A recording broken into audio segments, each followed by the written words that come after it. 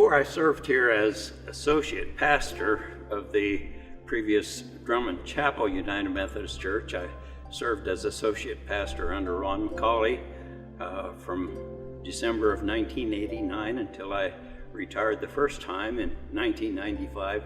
But as I say, when I sat in the sanctuary as a worshiper, I would look at the stained glass windows.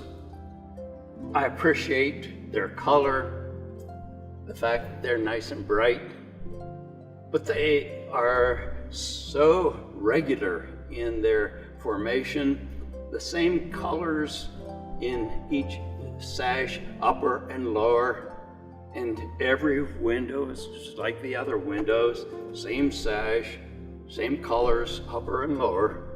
I thought, wouldn't it be more interesting, especially when I became a stained glass worker, having stained glass as a hobby, I thought, wouldn't it be interesting perhaps replace one panel in each sash of each window, one in the upper, one in the lower, and using that same original color, if possible, in the glass that replaces it. And in the replacement stained glass work, I could use a symbol of the church or a number of other things that, again, I say, would make it more interesting and not as monotonous. So I set out with that goal in mind after asking if I would have the church's permission if they wanted such panels to be made.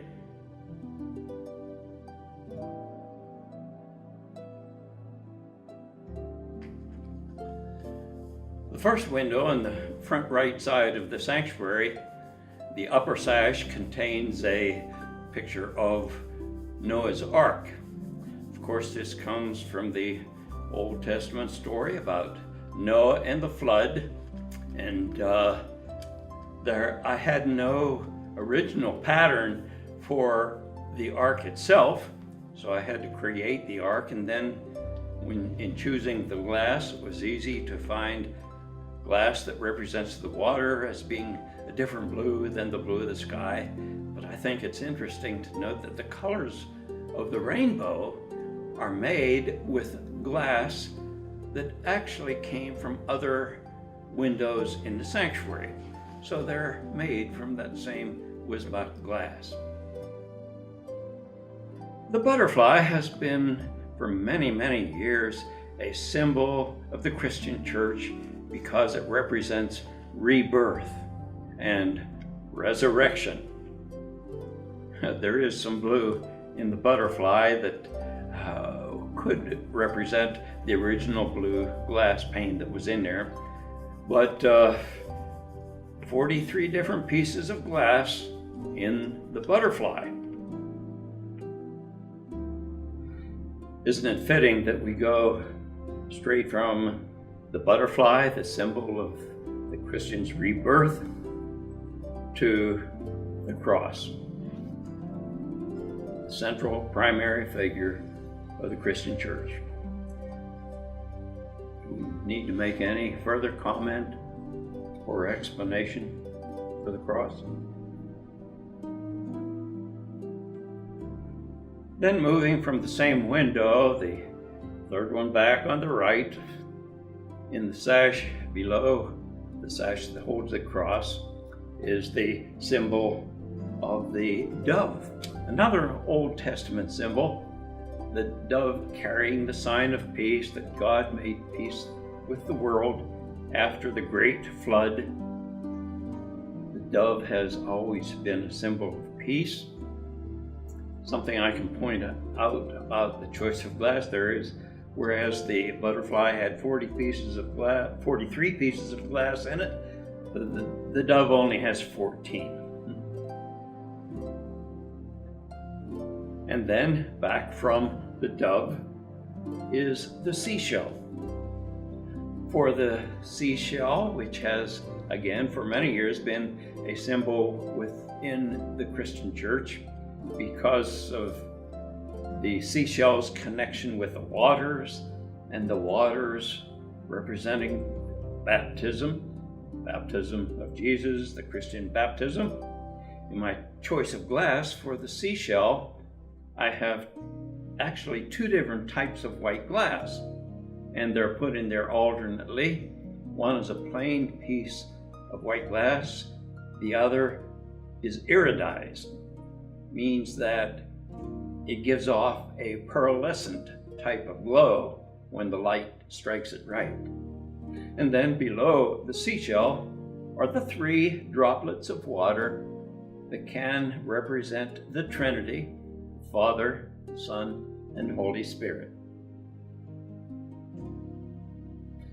And again, moving from the seashell back to the next window that has the symbol of the burning bush, another Old Testament image that portrays the bush that didn't burn when God spoke to Moses through it. When God speaks, there always ought to be a burning in our hearts, at least. From the Old Testament image of the burning bush, we move to the figure below it. Some people think of figures in white robes as being angels. Actually, the pattern that I used for this particular panel that has the white-robed figure, the pattern is named the messenger. If you see in the figure's one hand, there is a scroll, suggesting that the figure is carrying a message. The figure could be an angel, but it could also be a human being. Angels carry God's message. People can too. But if the figure is to represent a human, what color glass do you use for the face and hands that would represent the flesh of that human messenger? It was only a temporary dilemma for me because there was an immediate answer. I don't use a pink glass for whites or brown or dark forever. No, I used pieces of glass so that whoever is looking directly into the face of that messenger will see their own flesh reflected. So the onlooker is expected to be called upon to be God's messenger. After the messenger, the last window on the right side, there is a more modern symbol of the church, the beehive. The beehive represents the church because it's a place where you find many, many workers, and it's a place of great activity. So the beehive can represent the church. On the left rear window, the sash that contains the lavender or purple glass. Again, I'll point out that the glass in this particular panel is the same color, the same number of glass from Wisbach, the same lavender, but the yellow is a six-pointed star. The six-pointed star has always been the symbol for David, King David, great, wonderful king of the Old Testament. And in a way, it recalls Jesus because Jesus was of the house and lineage of David.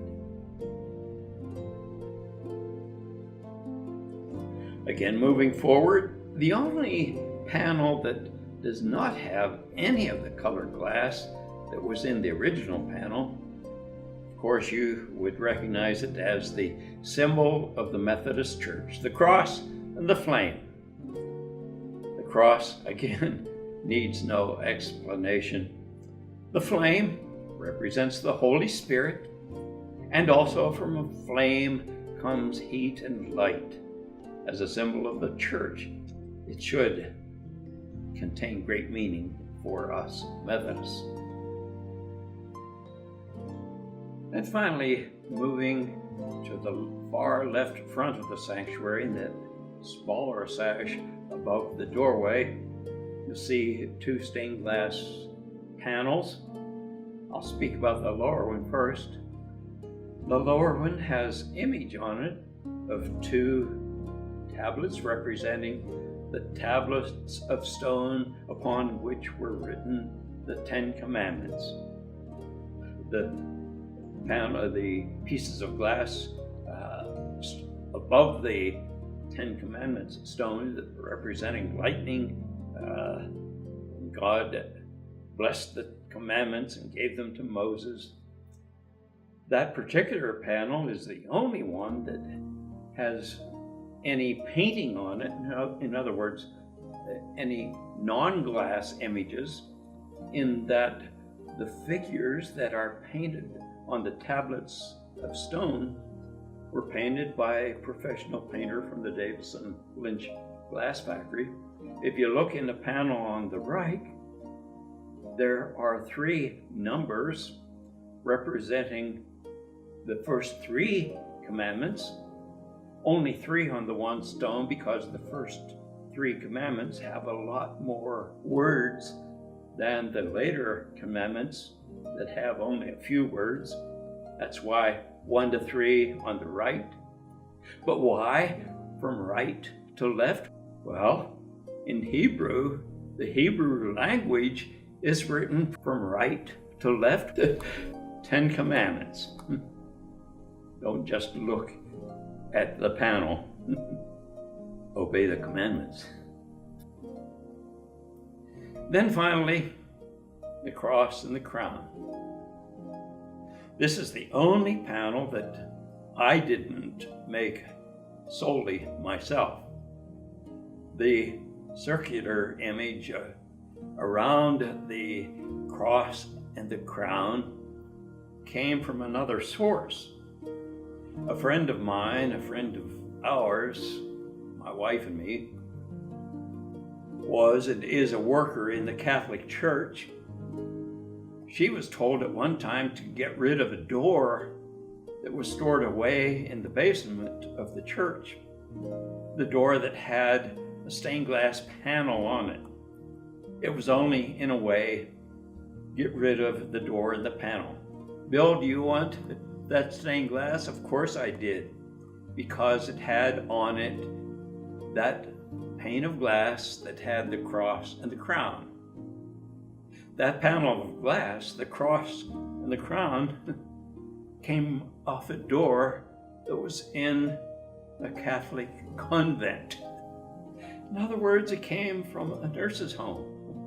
Maybe this is one way of telling us that, well, we should serve ecumenically.